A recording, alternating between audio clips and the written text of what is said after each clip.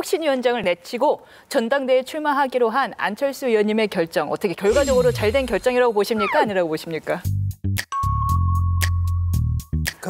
아까 말씀하신 대로 저는 조금 더 싸우는 과정이 필요했다고 보거든요. 국민들한테 명분을 인식을 시켜야 되거든요. 그런데 지금 딱 보니까 어떻게 느껴지는 거냐면 결국 혁신위원장은 당대표 출마를 하기 위한 하나의 그 받침돌로 이용한 거 아니냐, 이런 하나의 그 받침돌로 이용한 거 아니냐, 이런 오해를 좀 살 수가 있는데, 지금 혁신위원장도 안 되지 않습니까? 그렇다고 당대표가 된들 혁신이 될까요? 이런 느낌이 있거든요. 왜냐하면은 그 전에 뭐 30명, 30명의 세력을 갖고 있는 한동훈 대표도 쫓겨나는데 뭐 안철수 의원께서는 사실 당내에 이렇게 세력이 있는 편도 아니지 않습니까? 그런 상태에서 당대표가 된들 뭘 바꿀 수 있을 것인가? 어떤 근거로 그런 판단하셨는지 그것도 좀 궁금합니다. 당대표가 된다면 당대표에 걸맞는 그런 뭐라고 할까요? 어떤 권한이 주어집니다. 물론 거기에 따라서 또 책임도 따르는 거죠. 그러니까 내가 책임지고 이 일을 하겠다고 하면 되는 겁니다. 아마도 지금까지 여러 번 보셨을 겁니다. 어떨 때는 저는 제 소신을 지키기 위해서 저 혼자 투표에 나선 경우도 있었고 그런 경우들 많습니다. 그 대선이 끝나고 나서 전체 출구조사가 발표됐을 때 10분 만에 다 나가버리는 겁니다.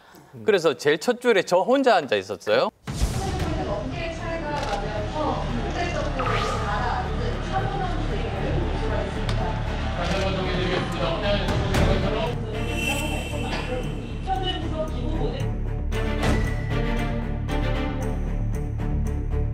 아마 저 시청자분들은 못 보셨겠지만 그 바로 앞에는 사진 기자분들이 20분 정도가 계셨습니다.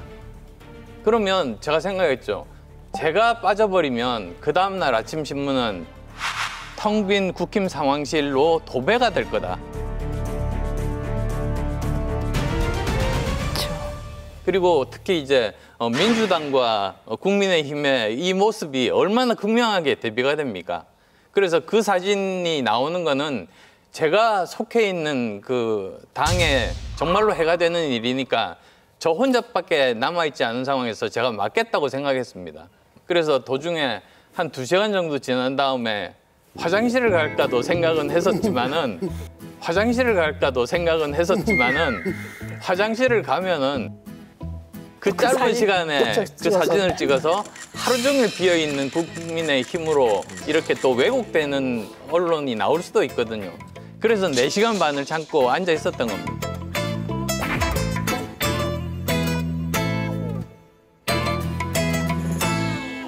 예, 그 사진이 안철수 의원의 이미지를 제고하는 데 굉장히 큰 도움이 된 건 사실인데, 또 역으로 그 사진이 의미하는 게 있거든요. 당에 딱 혼자 계시는 거예요. 근데 이번 같은 경우에 친한계에서도 이렇게 반응이 썩 좋지 않거든요. 그 세력에서도 안철수 의원의 출마에 대해서 상당히 못마땅해하는 것 같거든요. 이런 상황 속에서 과연 그런데 사실은 아시는 부분과 조금 틀린 부분들이 있습니다. 제가 혁신위원장을 맡고 나서 소장파들 한 10여 명 정도가 따로 찾아오고 또 TK 계열의 10여 명 정도 의원이 따로 찾아왔습니다. 그러면서 이분들이 저한테 이야기한 게 인적 쇄신이었습니다.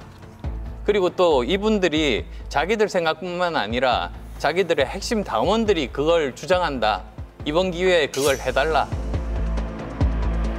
벌써부터 이렇게 분화가 시작되고 있다. 사실은 우리가 바깥에서 보기에는 한 덩어리처럼 보이지만 이게 그렇지 않다. 이런 말씀 드리겠습니다. 저는 그 지점을 꼭 지적하게 드리고 싶어요. 이게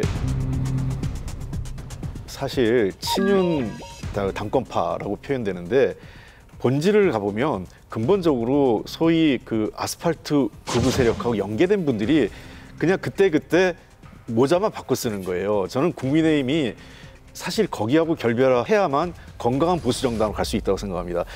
거슬러 보면 이준석 당대표가 되는 과정이 있었잖아요. 그때 사실은 일부 종교 세력과 연계된 극우 세력하고 단절하겠다. 그리고 박근혜 탄핵 문제를 넘어서겠다라는 얘기를 도리어 TK 가서 합니다. 과감하게.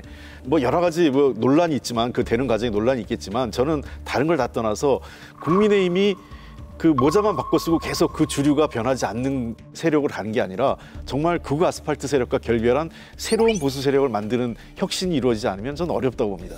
그 안철수 의원님이 지금 최근에 이제 행보를 놓고 당내선 여론이 안 좋죠. 친윤 뭐 구주류 당권파도 안 좋아하고 친한계도 썩 좋아하지는 않습니다. 그런데 여론은 나쁘지 않아요. 반응이 별로 나쁘지 않습니다. 김문수 장관에 이어서 두 번째 한 13% 정도 나오는 걸로 알고 있거든요. 그러니까 여론은 나쁘지 않거든요. 그런데 안철수 의원의 그 행보가 좀 갈팡질팡합니다. 방금 말씀하신 인적 쇄신만 해도 쌍권에 대해서 도대체 청산 대상인지 동반자인지 어떻게 할 것인지가 입장이 명확하지 않습니까? 같이 가실 겁니까? 아니면 청산 대상입니까?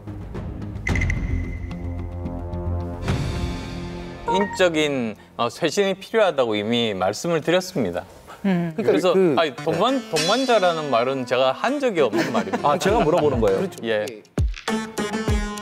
근데 좀 궁금한 게 당내 여론은 정말 저는 이유는 잘 모르겠지만 친한계 포함해서 다소 비판적인데 당 외에서는 아까 말씀하신 그 사진들을 통해서 상당히 여론이 높아져 있거든요. 여론에 대한 호감도가. 당 내에서도 하나의 친윤이 아니고 거기서 벌써 분화들이 시작돼서 이제 앞에 드러내놓고 저를 지지하지는 못하지만 이번 전당대회에 나가는데 도와준다는 현역 의원들도 벌써 있고 지금 분화가 되고 있습니다. 방금 저 도와줄 구주류 당권파 출신이 있다 그러는데 저는 결국 없을 거라고 봅니다.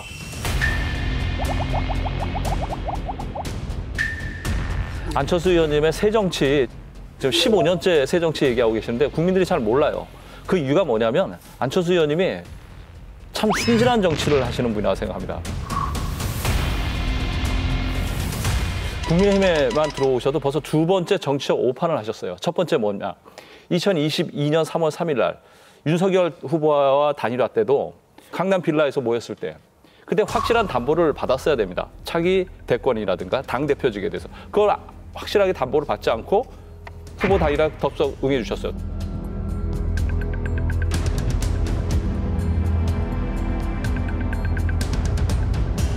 최근에 혁신위원장 수락권만 하더라도 쌍권 인적 청산이라든지 혁신위원회에서 전권을 약속을 받아야 되는데 담보를 못 받고 그 선의만 믿고 받아들이고 돌아서니까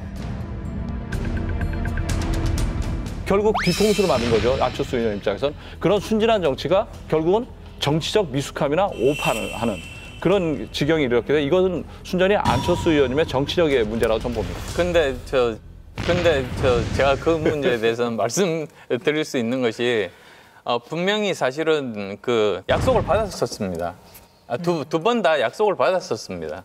인적 쇄신 다 포함했어요. 예, 약속을 받았었고 거기에 대해서 실제로 이제 행동으로 옮기는데 이거는 받기에는 좀 너무 과하다 이렇게 지도부 쪽에서 판단한 거 아닌가 싶습니다.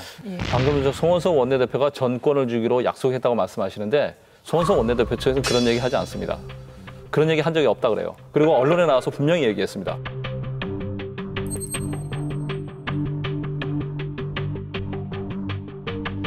정권에 대해서는 당의 의사결정 체계 내에서 결정하겠다라고 얘기했어요. 분명하게.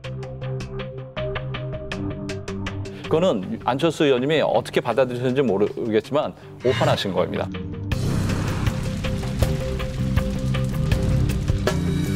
제가 이제 자꾸 안철수 대표님을 이제 변호하게 되는데 사실은 이 정치권이나 이 언론에서 맞은 사람보다 때린 사람을 또 잘못했다고 해야죠.